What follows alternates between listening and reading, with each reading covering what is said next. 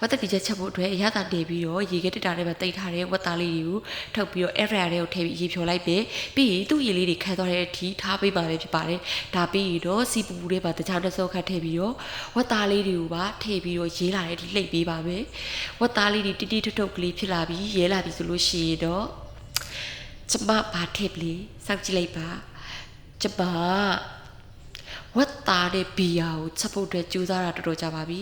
ဟုတ်ပါတယ်ကျမဒီတစ်ခါတော့ဝတ်သားတဲ့ဘီယာကိုချက်ပြောင်ချက်လိုက်ပါပြီဘီယာကိုဘယ်လောက်ထည့်ရမလဲကျမမသိဘူးဒါပေမဲ့တပူးလုံးကျမထည့်ချပလိုက်တယ်ဘာလို့ဖြစ်လာမလဲရတာဘလို့ဖြစ်သွားမလဲရှင်းတို့ပဲပဲကြည့်လိုက်ပါရှင်ပြီးရင်တော့သူ့ထဲမှာပါဝင်ပဲ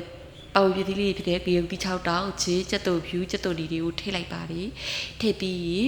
မွေပြီးသွားလို့ရှိရင်ရေအနီတော်လေးထည့်ပြီးအုပ်လိုက်ပါပဲအဲ့မှာကျမပေးသွားတာတခုရှိပါတယ်အဲ့ဒါကတော့ကရဝီရက်နဲ့ဓပွေပါ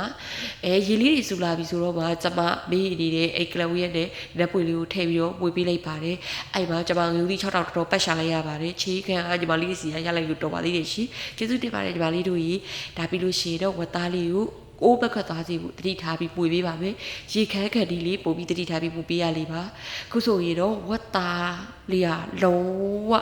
အနက်လေးပွေးကြိုင်ပြီးအခောက်လေးတွေကိုထိုးကြည့်လိုက်အီးဆက်ပြီးတော့ဟာဘလူချက်လေးနဲ့မှမတူတဲ့အနက်အရသာနဲ့ပြည့်စုံတဲ့ဝတ်တနီဘီယာချက်ကလေးကိုရပါပြီရှင်လိုက်ပြီးချက်စားကြည့်ကြပါဦးအရှမ်းပိုက်တော့ဝတ်သားလေးတစ်ခွက်ပါရှင်စားကြပါဦးရှင်